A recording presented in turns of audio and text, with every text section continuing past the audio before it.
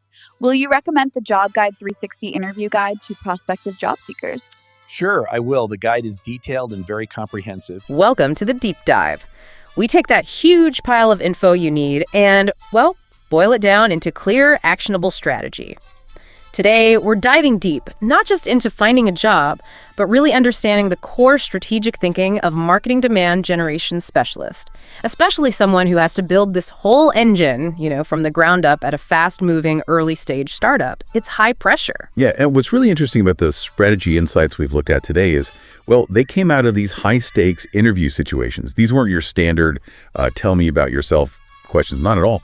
They were designed to really probe, to reveal if the candidate truly grasped the foundational knowledge, the data side of things, and crucially, could they prioritize, ruthlessly prioritize. We're basically looking at the blueprint for actually doing demand gen when there's nothing there to start with. Exactly. That's why this is so valuable for you listening. Our mission here is to pull out those key strategic pieces, things like the 90-day plan, how to handle a tight budget, getting sales and marketing on the same page, and of course, the operational details that make it all work. If you're building something in marketing, this is kind of your cheat sheet. Okay, so let's unpack this, starting with that big one, day one. The first 90 days, where do you even begin? So you walk into a startup, demand gen, basically zero. What are the absolute must-do phases for that first 90-day plan? Right. The whole 90-day structure, it's really designed to get you from just thinking about it, analysis paralysis, to actually generating some signals, revenue signals, quickly. So that first month, days 1 to 30, it's strictly validation of foundations. You are not running ads yet. Definitely not. You're busy validating that ideal customer profile, your ICP. You're auditing everything they already have, assets, data, whatever. And crucially, you're setting up the plumbing. That means foundational tracking, especially UTM parameters, and making sure the CRM and marketing automation, the MAP, are, clean, hygienic. Okay, I want to jump in there. Because cleaning the plumbing, it sounds maybe a bit boring, but if you skip that step, you basically break everything down the line, right? Yeah. Why is that foundational stuff, the UTMs, the CRM hygiene, why is that more important than just launching a campaign right away in month one? Because without clean tracking, you have absolutely no idea what's working. You can't measure ROI. Simple as that. A UTM, that's urchin tracking module for anyone wondering, it lets you tag every single link. So you know exactly which dollar in which campaign brought in which lead. If you don't enforce a standard way of naming those tags, like say one person types LinkedIn lowercase, another types LI uppercase, well, your reporting tool, whether it's Google Analytics 4, GA4, or your CRM, it sees those as two completely different things, two sources. You just can't make smart budget decisions with messy data like that. So days 1 to 30 are all about making sure every dollar you spend later can actually be tracked accurately. That is a really powerful warning. Okay, so the infrastructure's clean. What's next? Days 31 through 60. Right, that's the quick wins in systems phase. Right. Now you can launch maybe 2 or 3 campaigns designed for quick results. Retargeting is a classic one, right? Because those people already know who you are. High intent search, that's another good bet. People actively looking. And at the same time, you're finalizing your lead scoring model and critically setting up documented service level agreements, SLAs, with the sales team. SLAs, they can sound a bit, corporate, but in a startup, they feel more like survival tools. Oh, absolutely. So what happens in that final stretch, days 61 to 90? That's all about scaling and planning. You take those quick wins that actually work, the ones proving effective, and you scale them up ruthlessly. You build a simple dashboard focused on pipeline attribution, not just clicks or traffic, but actual MQLs, opportunities generated. And you use that data, that real performance data, to propose your plan for the next full quarter. And a key insight for the blueprint here is you absolutely must have weekly alignment meetings with sales. Show them very clearly where their best leads, their best pipeline is actually coming from. That weekly sync, that seems like the main defense against that classic sales versus marketing battle, right? So how do we nail down the definition of an MQL, a marketing qualified lead, in this kind of environment? And critically, how do you stop that misalignment from just, sinking the whole effort? Okay, so the MQL definition, it has to be based on 2 non-negotiable things. First is fit. Do they actually match your ICP, the right company size, industry, tech stack, maybe? Second, you need strong intent behaviors. And the strategy we looked at really pushes beyond just like simple form fills. That's not enough. A real MQL should be someone who meets the fit criteria and does something meaningful, like Maybe they viewed your pricing page 3 times this week, or they downloaded a comparison guide after looking at a specific case study page. It shows they're serious. Okay, defining it based on behavior, yeah, that clicks. But people often criticize co-creation with sales as sounding a bit fuzzy. What does that negotiation actually look like on the ground? It means literally sitting down with the VP of sales or the sales manager and agreeing on the exact behavior, the exact threshold that triggers a mandatory sales follow-up. For example, sales might initially say, we want every single download. And marketing pushes back, no way, we'll drown you. We only hand over leads who hit, say, 50 points on our lead score. So maybe you compromise. You settle on 40 points, but only if they also work in the target industry. You write that down. You also document the speed to lead expectation, like a demo request needs follow-up within 5 minutes, no excuses. And then this is key, you meet every 2 weeks, bi-weekly, to look at one metric above all others, the MQL to SQL conversion rate. If that rate starts dropping, you adjust the lead score or the definition together. That relentless focus on MQL to SQL, it leads us right into the money side of things. And this is where it gets really, really interesting. Okay, scenario. You're handed a budget, it's tight, but it's critical. $25,000 a month. Now that's enough, you could definitely waste it. But it's not really enough to feel comfortable or safe. How on earth do you allocate that for maximum qualified pipeline? Not just leads, but qualified pipeline. Right, and the core philosophy guiding how you spend that $25K is crystal clear from the findings. An early-stage startup just cannot afford broad brand-building campaigns right now, not yet. They absolutely must prioritize channels showing immediate bottom-of-funnel intent. We are essentially buying highly qualified demand, not trying to generate long-term awareness from scratch with that limited budget. So forget the big, splashy display campaigns or, I don't know, expensive influencer collaborations for now. Exactly. Forget them for now. The suggested budget split really reflects this focus on intent. 40%, the biggest chunk, goes straight to high-intent search. We're talking exact match keywords, competitor terms. People actively searching for a solution right now. This is demand capture, pure and simple. Okay, 40% gone. That leaves $15,000. How do you use the rest? Because honestly, splitting $25K 5 ways, that sounds a bit like a recipe for spreading yourself too thin, right? You might not get enough momentum in any single channel. How do you defend making those smaller bets? That's a really fair point, and it highlights why focus is so important, even within the split. We defend splitting it by thinking about those smaller chunks differently. They aren't primary lead drivers. They're more about testing and conversion optimization. So another 20% goes to retargeting. That's just smart leverage of people who already visited your site. You paid for that traffic once, then another 20% goes to LinkedIn ads. But, and this is key, strictly for very specific ICP testing. Finding new, potentially valuable segments within your target audience. Got it. That's 80% accounted for. What about the last 20%, the final $5,000? Okay, 10% is set aside for content syndication trials. So cautiously testing if third-party lead sources can deliver quality, but with a very small budget. And the final 10% is absolutely critical. It goes to creative development and conversion rate optimization, CRO, specifically for your landing pages. That last 10%, it basically makes sure the other 90% you're spending isn't just leaking out through bad pages or weak creative. That framing really helps. So it's like 80% focused on capturing intent and 20% making sure the funnel actually works. Now, let's talk guardrails, financial limits. What hard limits do you absolutely need to impose in that spending right away? Okay, 2 main things. First, you absolutely must set a target cost per lead, a CPL, for each channel you're using. But the ultimate guardrail, the one that really matters to the business, is the customer acquisition cost, or CAC payback period. We have to ensure the payback period is less than 12 months. Period. Less than 12. Okay, why that specific number? Why is 12 months kind of sacred in the startup world? Well, it really boils down to cash flow. A startup needs to recycle its cash very quickly to fuel growth. If your CAC payback is, say, 18 months, that means you're essentially funding that customer for a year and a half before they become profitable. In an early stage company, you just don't have that luxury. That capital needs to be put back into growth immediately. So keeping payback under 12 months is really about ruthless financial discipline. It prioritizes viability, and the specialist also needs to operate with weekly reallocation flexibility. If LinkedIn isn't hitting its SQL rate goal this week, you need the ability to shift that spend over to search next week. Be nimble. That level of agility sounds absolutely crucial. Okay, let's do a scenario. You're looking at your dashboard, your overall CAC, your customer acquisition cost starts creeping up, and it's been doing that for 2 months straight. Red flag, you've got to stop the bleeding. What's the immediate step-by-step diagnosis process? Right, first rule, don't panic. You need a structured triage. Think of it in 3 distinct phases. Yep. Phase 1, decompose CAC by channel. Break it down. You absolutely have to figure out if the rising cost is a pricing problem, like did click costs just go up across the board? Yeah.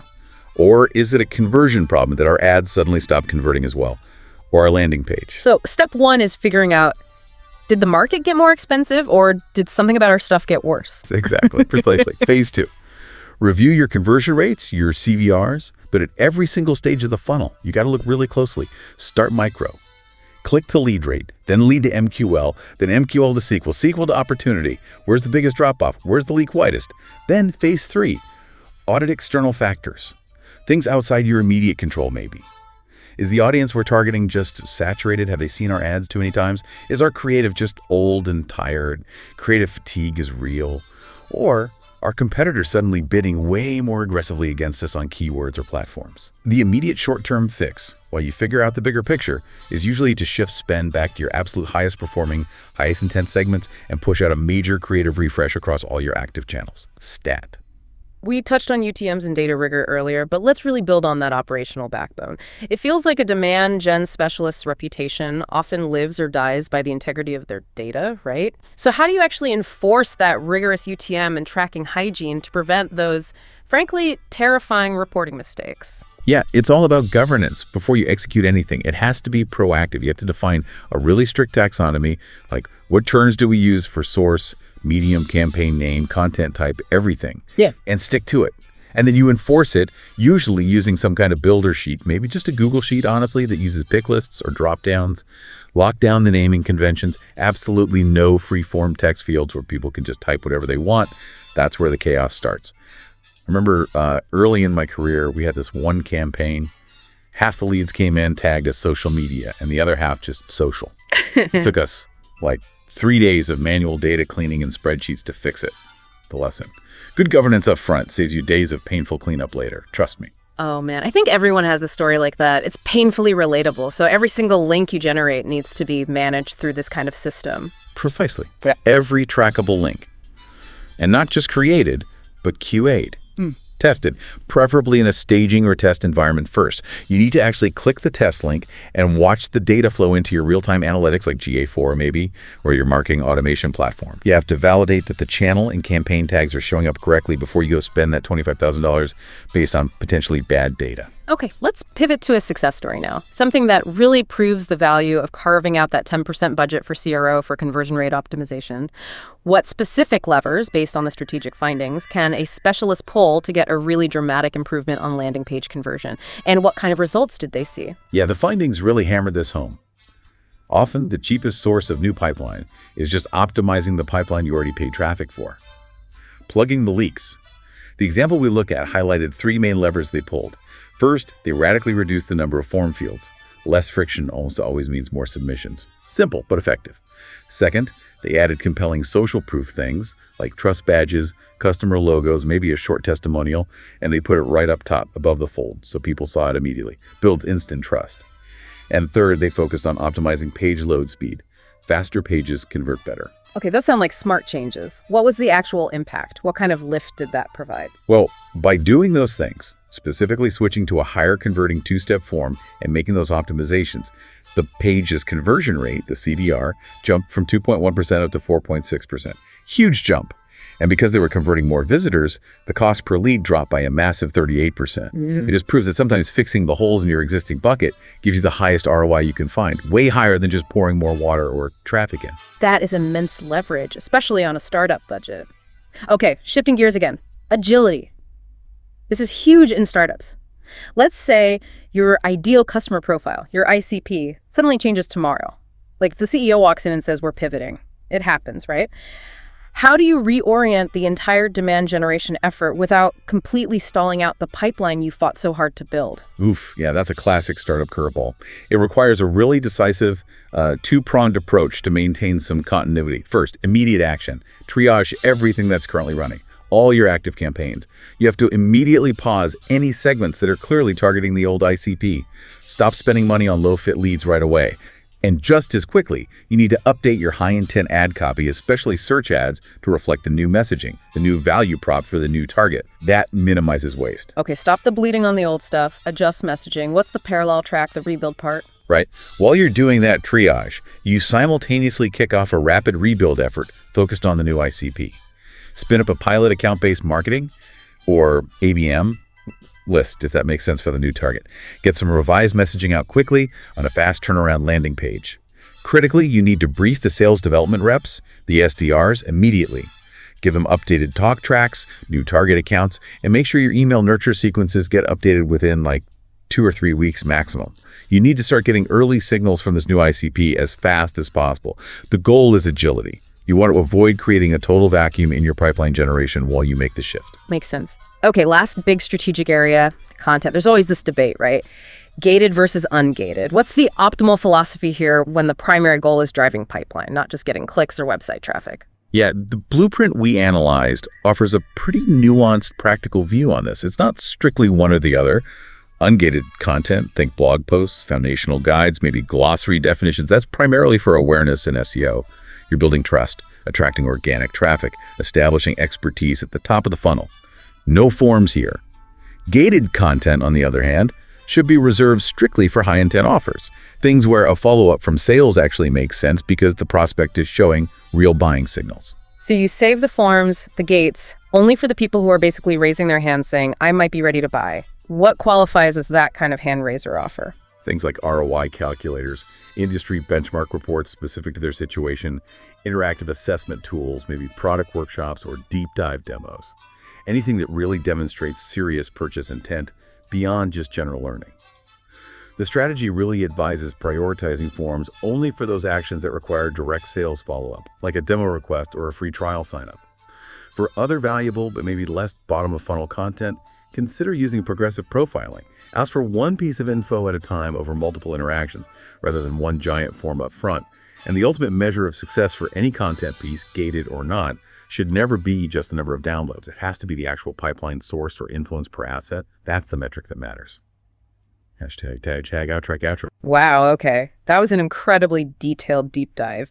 If we kind of zoom out from all those specifics, the big lesson here seems to be that modern demand gen, especially in a startup context, it's really less about just spraying noise everywhere. You know, it's much more about hyper-specific structure, absolutely ruthless prioritization, and a deep reliance on data rigor. It almost feels like an operational and financial role that just happens to sit in marketing. Absolutely. Couldn't agree more. And that structure, that rigor, that's actually what allows you to survive failure. Okay. Because failure is going to happen in a startup. It's inevitable. We focused a lot on the successful strategies, sure. But the source material, the blueprint, also directly address scenarios where you miss a target. For instance, maybe missing your quarterly MQL goal because you overinvested in some third-party vendor that ended up delivering leads with terrible SQL conversion rates. It happens. Right. So what does that really mean for someone in this role or aspiring to it? It seems the mark of a real expert isn't that they never fail. It's that they have a structured process to diagnose that failure super quickly, hit the pause button on the waste immediately, reallocate that budget back to what is working, and figure out how to recover that pipeline gap, maybe by tightening up qualification or finding efficiencies elsewhere. That ability to fail, learn from it fast, and adjust it seems like it's just baked right into the job description. Exactly. The rigor actually enables the agility. They go hand in hand. Okay, so building on that whole idea of continuous learning, continuous experimentation, here's a final provocative thought for you listening to mull over. If you absolutely had to commit, say, 10% of your marketing budget every single month, purely dedicated to finding a new channel or a new tactic, something that has the potential to maybe, just maybe, eventually replace your current best performing channel, where would you place that very first experimental bet right now, today? What would you test? Something to think about. Thank you for diving deep with us. We'll catch you next time.